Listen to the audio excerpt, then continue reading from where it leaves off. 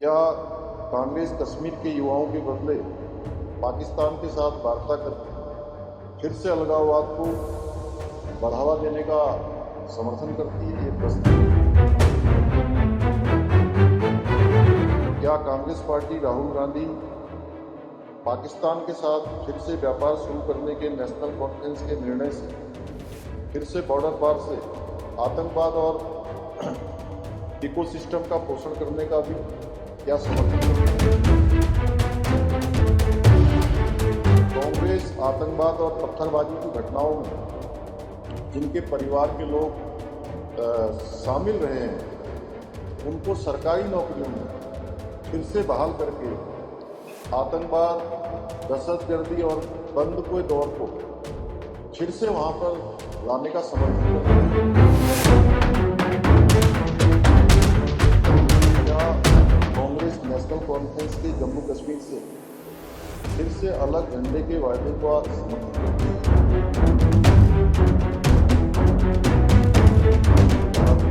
समाप्त हुई है, क्या वो पुनः वहां फिर से धारा 370 लागू करना चाहते हैं?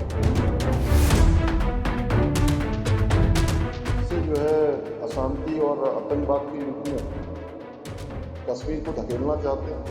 इस निर्णय का क्या वो समर्थन करते हैं?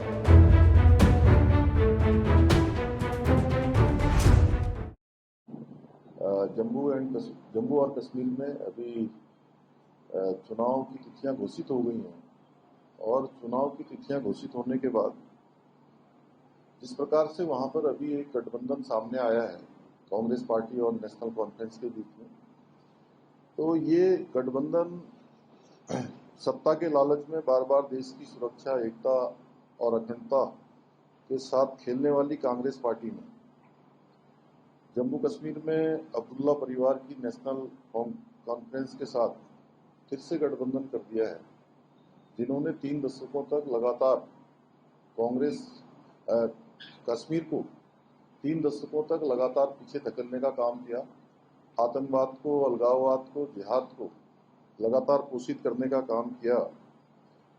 और कांग्रेस पार्टी ने जो गठबंधन किया है, उस गठबंधन के बाद उनके मंसूबे सबके सामने जाहिर हो गए हैं कि वो किस प्रकार से कश्मीर को किस प्रकार से बर्बाद करने वाले लोगों के साथ आज अपना गठबंधन कर रहे हैं।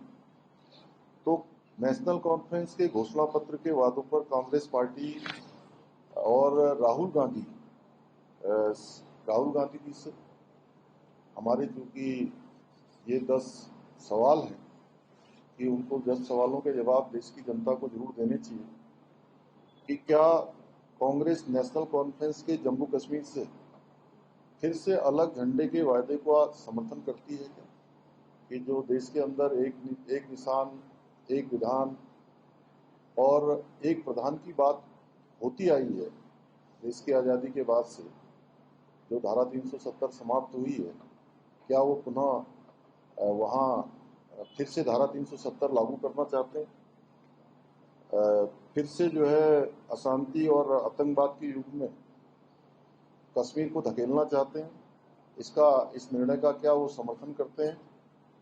क्या कांग्रेस कश्मीर के युवाओं के बदले पाकिस्तान के साथ वार्ता करके फिर से अलगाववाद को बढ़ावा देने का समर्थन करती है? ये प्रश्न है। क्या कांग्रेस पार्टी राहुल गांधी पाकिस्तान के साथ फिर से व्यापार शुरू करने के नेशनल कॉन्फ्रेंस के निर्णय से फिर से बॉर्डर पार से आतंकवाद और इकोसिस्टम का पोषण करने का भी क्या समर्थन करते हैं? क्या कांग्रेस आतंकवाद और पत्थरबाजी की घटनाओं में जिनके परिवार के लोग शामिल रहे हैं, उनको सरकारी नौकरियों में फिर से बहाल करके आतंकवाद, दहशतगर्दी और बंद के दौर को फिर से वहां पर लाने का समर्थन करते हैं? इस गठबंधन से कांग्रेस पार्टी का एक और चेहरा सामने आया है, जो इन्होंने पूरे चुनाव के दौरान देश के अंदर एक झूठ परोसने का काम किया कि भाजपा की सरकार आएगी, एनडीए की सरकार आएगी, मोदी जी फिर से प्रधानमंत्री बनेंगे तो देश के अंदर आरक्षण समाप्त हो जाएगा। इस प्रकार का एक पूरा भरमजाल इन्होंने फैलाया, लेकिन कांग्रेस पार्टी का आरक्षण विरोधी चेहरा भी इस गठबंधन होने के बाद सामने आया है। क्या कांग्रेस दलितों, गुर्जर, बकरवाल और पहाड़ियों के आरक्षण को समाप्त कर फिर से उनके साथ अन्याय करने के नेशनल कॉन्फ्रेंस के वादे के साथ है क्या?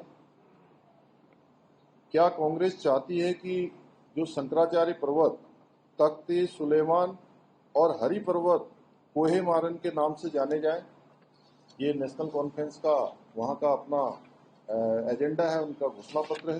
क्या कांग्रेस जम्मू कश्मीर की अर्थव्यवस्था को एक बार फिर से भ्रष्टाचार की आग में झोंककर पाकिस्तान समर्पित गिने चुने परिवारों के हाथ में सौंपने का समर्थन करती है? और इसके साथ ही कांग्रेस पार्टी नेशनल कॉन्फ्रेंस के जम्मू और घाटी के बीच भेदभाव की राजनीति का भी समर्थन करती है क्या आपस में गठबंधन करने के बाद? और साथ ही कांग्रेस और राहुल गांधी कश्मीर को ऑटोनॉमी देने की जो नेशनल कॉन्फ्रेंस की विभाजनकारी सोच है, उन नीतियों का क्या कांग्रेस समर्थन करती है? जो जो चीजें जो है इन्होंने अपने घोषणा पत्र में कही है या जम्मू और कश्मीर के लोगों के बीच में रखी है। तो ये कुछ सवाल हैं जो मैं आप सबके माध्यम से देश की जनता के समक्ष भी रख रहा हूं और कांग्रेस पार्टी को और राहुल गांधी को इस पर अपना जवाब देना चाहिए कि आखिर कांग्रेस क्या सोचती है कि जिस प्रकार से आज आदरणीय प्रधानमंत्री मोदी जी के नेतृत्व में वहां धारा 370 समाप्त होने के बाद कश्मीर का अमन चैन बढ़ा है, शांति बढ़ी है, वहाँ का पर्यटन बढ़ा है, तेजी से विकास आगे बढ़ा है और अलगाववादी, आतंकवादी, जिहादी और देश की विघटनकारी शक्तियाँ उन पर लगाम लगी है। जो तमाम प्रकार के दंगे होते थे, तमाम प्रकार के हमारे सैनिकों पर, अर्धसैनिक बलों पर हमले हुआ करते थे, वो हमले मिनिमम हो गए हैं। पत्थरबाजी की घटनाएं समाप्त जैसी हो गई हैं। क्या कांग्रेस फिर से ऐसे लोगों के साथ मिलकर वहां पर इस प्रकार का माहौल बनाना चाहती है? तो हमसे जुड़े रहने के लिए हमारे YouTube चैनल को सब्सक्राइब करें और नई वीडियो की नोटिफिकेशन के लिए बेल आइकॉन को दबाएं।